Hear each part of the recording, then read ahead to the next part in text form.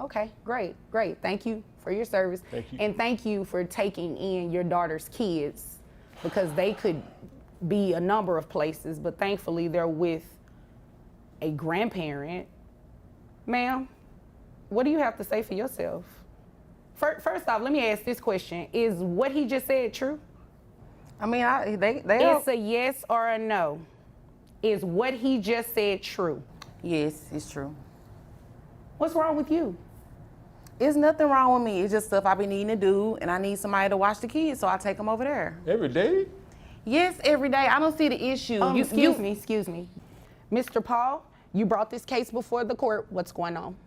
Well, Your Honor, my daughter, who's living some type of life that I have no idea what it is. A man walks into the room and, with an unexpected calm, starts telling the judge that he's had enough. Why? Because his daughter, that gem of the family, has been leaving her own kids with him every day. And the best part? Not only does she not give him any money for their care, but she feels completely free to do whatever she wants while he handles everything. And the cherry on top, the man is using his retirement money, the same money he saved after 20 years of working in a school district. What do you have to say for yourself? First off, let me ask this question. Is what he just said true? I mean, It's a yes or a no. Is what he just said true? Yes, it's true. What's wrong with you? There's nothing wrong with me. It's just stuff I be needing to do, and I need somebody to watch the kids, so I take them over there. Every day?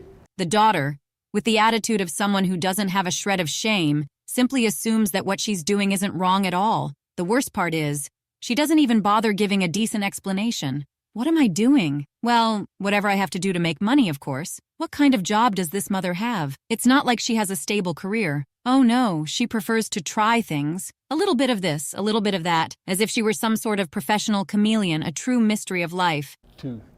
You left 2 kids with him? What do you have to do, ma'am, that's so important every day that you cannot have your own kids? I gotta make money, so. Doing what? What do you do for a living? Whatever I need to do, honestly. Ma'am, what does that even mean?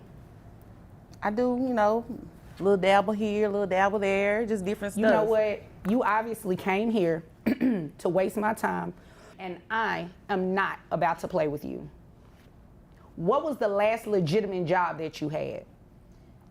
I was a waitress. Okay, where? At a club. Is that what you call it, waitressing? Yes, it was waitressing. What else was I doing? You don't want me to tell you. I want you to tell me. She was...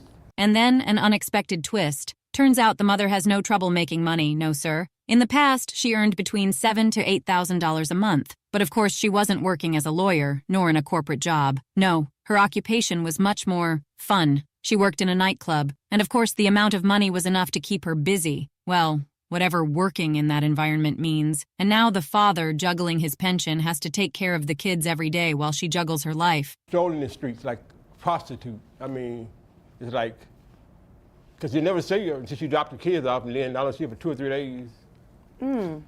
That's what he heard. He don't know if that's true. Yeah. Who told him that? The streets? I guess so. The streets had to tell him, because I hear the streets tell the truth, right? Sometimes. They talk, right? The streets talk, but sometimes the streets be lying. The father doesn't mince words. He says it clearly. The daughter didn't just work in that club. She roamed the streets as if they were her personal office. The street gave her her job, according to him. Of course, he has his version of the story, but it seems that this time the street isn't lying. So that would bring your yearly salary to $84,000 a year. Yeah, you can shake your head all you want to, but that's exactly what I'm going to do, ma'am. This is extremely disappointing that you leave your kids every day with your dad and you're not giving him any type of financial support. What are these kids on, they receive any type of government assistance or anything? She gets food stamps every month, and I no, don't see ma'am. any. You get food stamps? Where are the food stamps going? In my house. Who lives in your house besides you that need the food? Because your kid's over here with your dad. You don't give him any money from those food stamps? No. You know what? I'm not about to play with you. So this is what we're gonna do. Salary, $84,000 a year. That brings your gross to $7,000. your net to $5,508.87, which will make your child support obligation $1,377. Now, you said that you were receiving, don't look confused. I don't even want to hear it. The judge, with all the patience in the world, makes a fairly simple calculation. If the mother was earning between $7,000 and $8,000 a month, then the child support should be based on that number. And the figure that appears on the screen is clear. The monthly amount the mother will have to pay to cover her own children's needs is no less than $1,873. Of course, she's not too happy with the number, but she doesn't seem to be very aware of what it means to be responsible. I am not trying to hear it. I've heard enough. Your Honor. And you are in the wrong. Yes, sir. She has a man living with her too, so just in case you didn't know. You that. don't need to You know tell what? her who in my house though, Daddy. You Like know for what? real. Okay. I'm just telling the truth. I mean, it I is what mean, it it is. sounds like And her Daddy telling just the truth. tattletelling. Well, it sounds like he needs to tattletale on you. Somebody need to. You are ridiculous right now. Sir, Yes. she receives food stamps. So I'm assuming there's some Medicaid or something Yes, these kids are getting? Yes, ma'am. Okay, thank you. So what I'm going to do is do 9% of that $7,000 for your reimbursement to Medicaid. That comes out to $496. So $1,377 plus the $496 reimbursement to Medicaid, that make your total monthly child support obligation $1,873. I don't even know men that pay that much money every month. So why I gotta pay that every month? I don't know too many women that just take their kids and go drop them off at their parents' house and they have a whole man staying in the house with them. It's my dad. Y'all act like I You dropped know them what? off with anybody. These are your kids. Is there anything further, ma'am?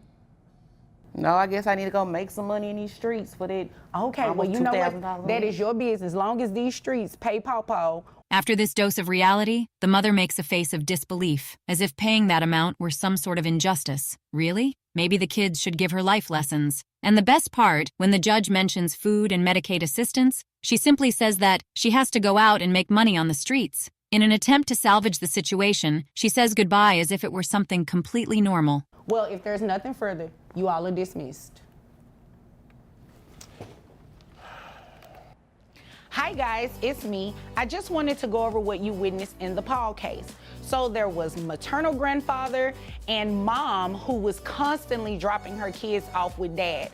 In Texas, The judge gives his verdict, and everything is clear. The mother has no excuses. Even if she tries to act offended, her responsibility is clear. And in the end, the father, who's been dealing with all this, is left with an ironic smile. Because at the end of the day, even if it looks like a circus, the kids need what they deserve, and the mother has no choice but to pay.